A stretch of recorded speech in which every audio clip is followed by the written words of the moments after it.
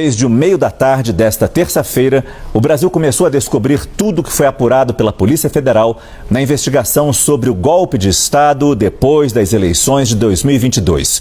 Trechos de conversas, trocas de mensagens, o planejamento para derrubar a democracia, subverter o resultado das urnas e impor a manutenção de um governo da base da força. Fica claro o papel de cada um dos 37 indiciados. Entre essas pessoas, nomes importantes do antigo governo, como o ex-presidente Jair Bolsonaro. O ex-presidente é citado centenas de vezes em um documento. Numa das mais fortes, esse trecho na página 841 que você vê na sua tela.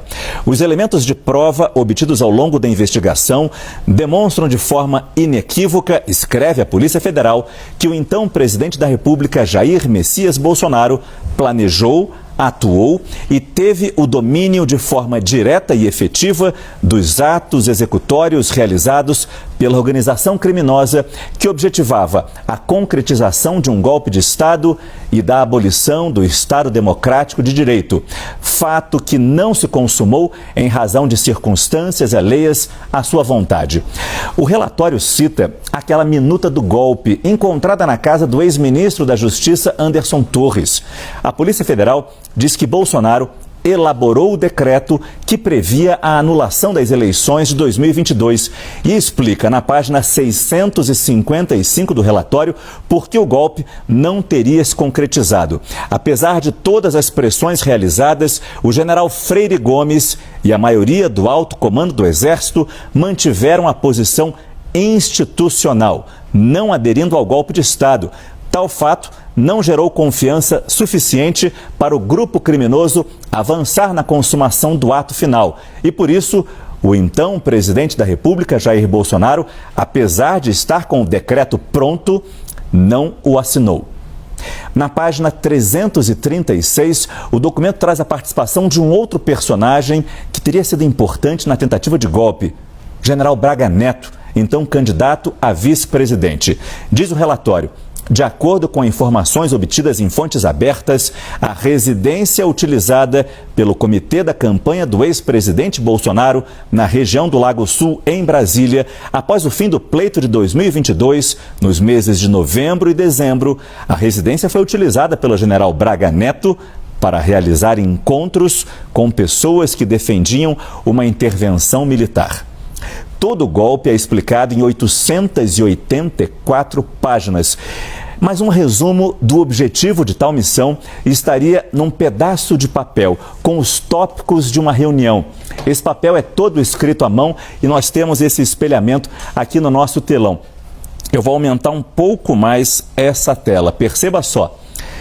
Esse papel foi encontrado na sede do Partido Liberal e, segundo a Polícia Federal, estava na mesa de um assessor do general Braga Neto, identificado com o coronel Peregrino. São anotações depois de uma reunião. Eu destaco esse trecho aqui, onde a gente consegue ler: prorrogação dos mandatos ali em cima, substituição de todo o TSE e preparação de novas eleições. Mas o trecho talvez mais importante e que resuma tudo que foi escrito e investigado pela Polícia Federal foi transcrito pela Polícia Federal e está nesta frase: Lula não sobe a rampa. Esse seria o objetivo final de toda essa trama.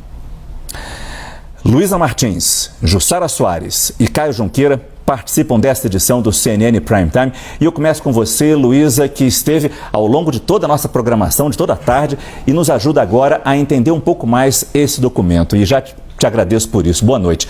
A ideia de que o golpe só não foi para frente pela negação do general Freire Gomes mostraria o quão perto chegamos de algo muito mais grave. Mas eu te pergunto, pelo relatório, podemos ter a garantia disso, Luísa? Oi, Márcio, boa noite para você, boa noite, Caio, Jussara, todos que estão conosco aqui no Prime Time e ao longo de toda essa programação com essa maratona de cobertura do relatório da Polícia Federal. Márcio, esse relatório para a gente saber se realmente vai haver alguma implicação mais direta em relação aos 37 indiciados, né, entre eles o ex-presidente Jair Bolsonaro, isso vai depender da avaliação que for feita pelo Procurador-Geral da República, Paulo Gonet. A partir de agora, esse relatório foi tornado público, o ministro Alexandre de Moraes enviou esse relatório para a PGR e agora cabe a Gonet decidir, analisar com bastante atenção todas essas 884 páginas e decidir se já é suficiente o que já foi coletado até agora para oferecer de fato uma denúncia ou se eventualmente tem alguma lacuna que ainda precisa ser preenchida e aí nesse caso o Gonet pediria até novas diligências, podendo até solicitar ao Supremo Tribunal Federal novas etapas de operações policiais. A hipótese do arquivamento ela existe na teoria, mas na prática é um cenário que já é descartado aí pelas fontes tanto da PGR quanto do Supremo Tribunal Federal. Mas o que eu gostaria de dizer, Márcio, é que desde que o ministro Luiz Roberto Barroso tomou posse no Supremo Tribunal Federal, eu lembro que no discurso dele ele já havia dito que na hora decisiva a cúpula das Forças Armadas não aderiu ao golpismo.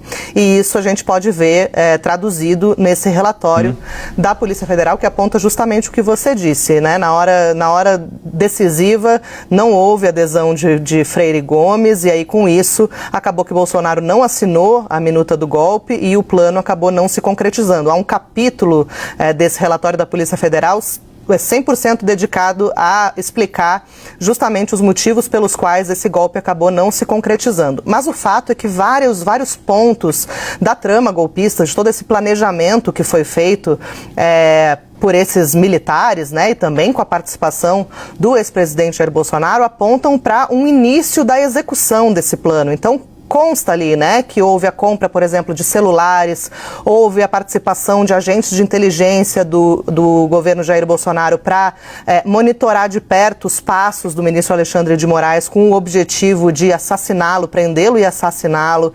Há um detalhamento também sobre o planejamento de matar o presidente Lula e o vice-presidente Geraldo Alckmin para impedir que ambos não subissem a rampa, como você bem destacou, em janeiro de 2023. Então, há uma avaliação de que